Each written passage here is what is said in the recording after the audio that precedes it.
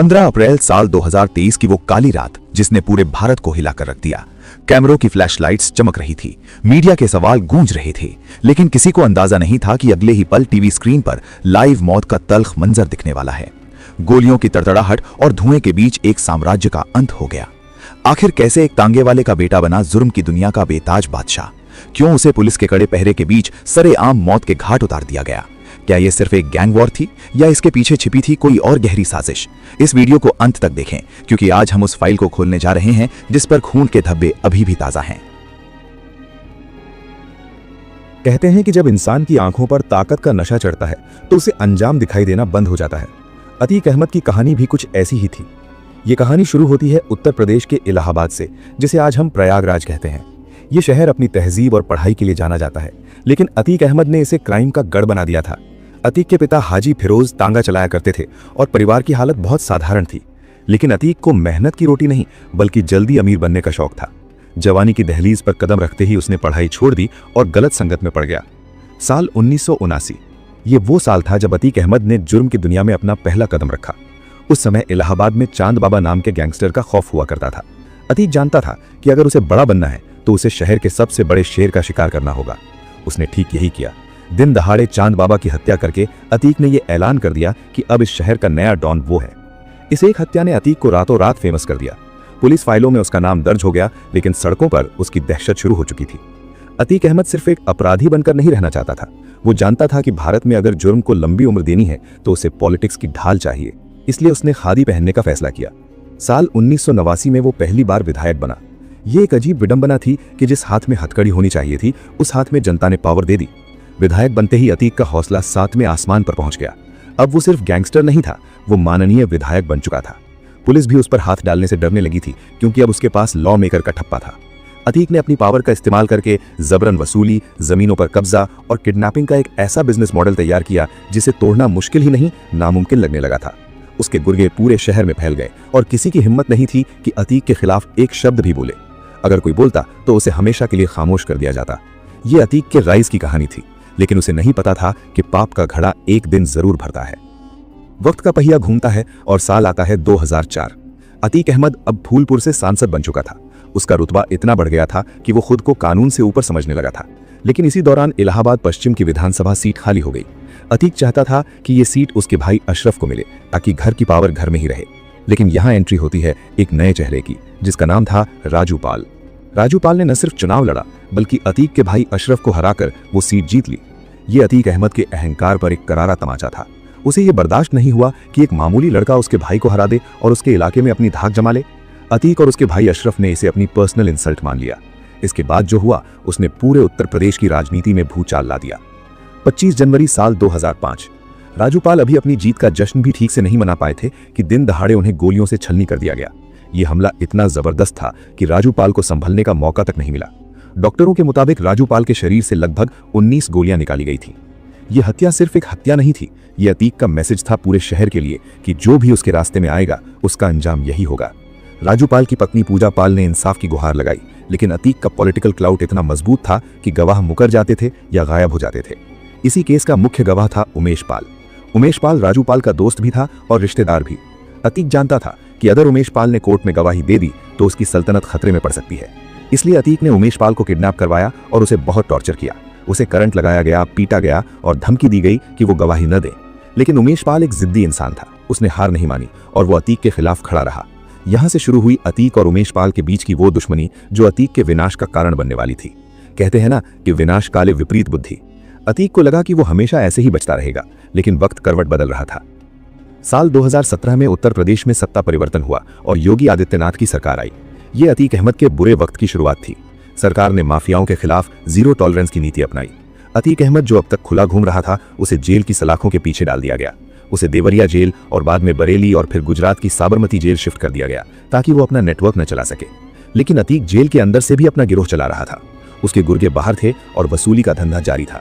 लेकिन कहानी में असली ट्विस्ट तब आया जब तारीख थी 24 फरवरी साल 2023। 18 साल बाद भी उमेश पाल अतीक के लिए गले की हड्डी बना हुआ था। उस दिन उमेश पाल कोर्ट से गवाही देकर अपने घर लौट रहे थे। जैसे ही उनकी कार घर के बाहर रुकी, वहां पहले से घात लगाए हमलावरों ने उन पर ताबड़तोड़ फायरिंग शुरू कर दी। ये मंजर सीसीटीवी में कैद हो गया और पूरी दुनिया ने देखा कि कैसे बेखौफ बदमाशों ने दिन दहाड़े बम और गोलियों से उमेश पाल और उनके 2 सुरक्षाकर्मियों की हत्या कर दी। इस घटना ने सरकार और पुलिस प्रशासन को हिलाकर रख दिया। ये पुलिस के इकबाल को सीधी चुनौती थी। जांच में पता चला कि इस हत्या की साजिश साबरमती जेल में बैठे अतीक अहमद और बरेली जेल में बंद उसके भाई अशरफ ने रची थी। और सबसे चौंकाने वाली बात यह थी कि इस हमले को लीड कर रहा था अतीक का बेटा असद। अतीक चाहता था कि उसका बेटा भी जुर्म की दुनिया में अपना नाम बनाए, लेकिन यही चाहत उसके बेटे की मौत का कारण बन गई। उमेश पाल की हत्या के बाद मुख्यमंत्री योगी आदित्यनाथ ने विधानसभा में खड़े होकर कसम खाई कि वो माफियाओं को मिट्टी में मिला देंगे। ये सिर्फ एक बयान नहीं था, ये अतीक अहमद के अंत का बिगुल था। पुलिस एक्शन में आ गई। अतीक के गुर्गों के एनकाउंटर शुरू हो गए। उसके घर और ऑफिस पर बुलडोजर चलने लगे। अतीक जो कभी जेल में बैठकर बिरयानी की दावतें उड़ाता था, अब उसे अपनी और अपने परिवार की जान की फिक्र होने लगी थी। उसे समझ आ गया था कि इस बार उसका सामना किसी और ही मिट्टी के बने लोगों से हुआ है। तो दोस्तों, अगर आपको ये वीडियो पसंद आ रही हो तो सब्सक्राइब का बटन दबा दें। चलिए अब आगे बढ़ते हैं। उमेश पाल हत्याकांड के बाद यूपी पुलिस और एसटीएफ यानी स्पेशल टास्क फोर्स पूरी तरह से एक्टिव हो गई थी। अतीक की पत्नी शाइस्ता परवीन फरार थी और बेटा असद भी पुलिस से छिपता फिर रहा था। पुलिस ने अतीक के पूरे नेटवर्क को ध्वस्त करना शुरू कर दिया। अतीक अहमद ने सुप्रीम कोर्ट में अर्जी लगाई कि उसे यूपी पुलिस के हवाले न किया जाए, क्योंकि उसे डर था कि उसका एनकाउंटर हो सकता है। ये वही अतीक था जिससे पूरा शहर डरता था, लेकिन आज उसकी आंखों में मौत का खौफ साफ देखा जा सकता था। इसी बीच 13 अप्रैल साल 2023 को एक बड़ी खबर आई। अतीक का बेटा असद और उसका शूटर साथी गुलाम झांसी में यूपी एसटीएफ के साथ हुई मुठभेड़ में मारे गए। जिस वक्त अतीक को यह खबर मिली, वो कोर्ट में पेशी के लिए लाया गया था। खबर सुनते ही अतीक टूट गया। वो कोर्ट रूम में ही रोने लगा। उसे महसूस हो गया था कि उसके कर्मों की सजा उसके परिवार को मिल रही है।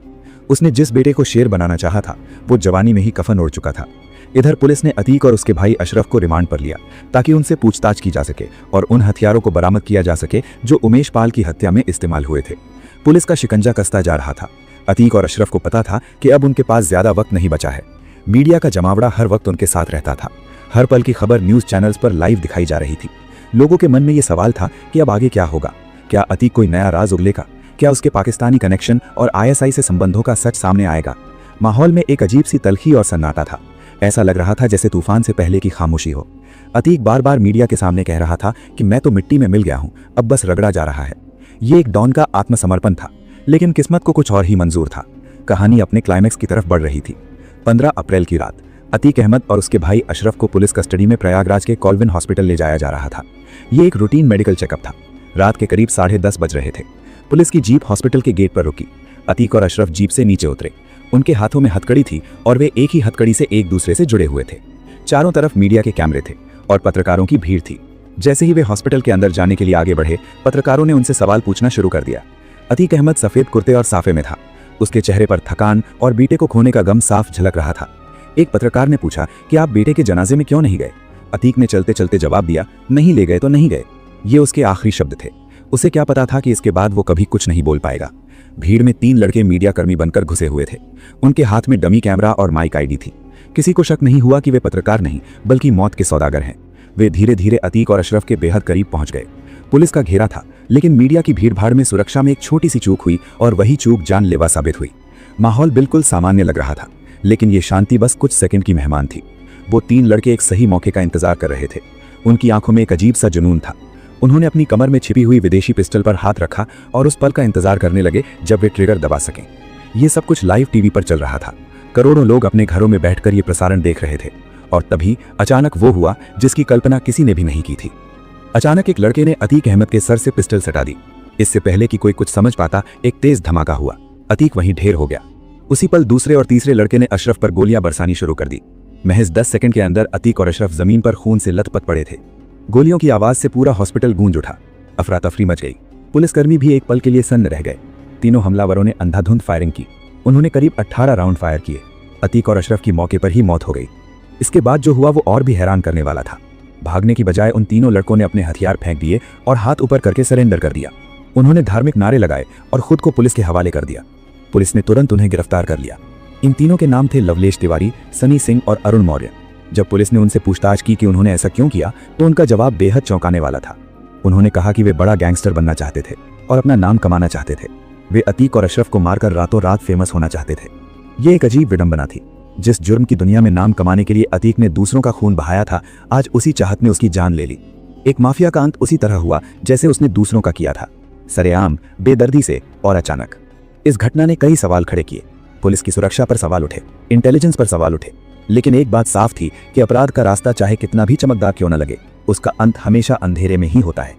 अतीक अहमद की मौत के साथ ही प्रयागराज में उसके आतंक का अध्याय हमेशा के लिए बंद हो गया।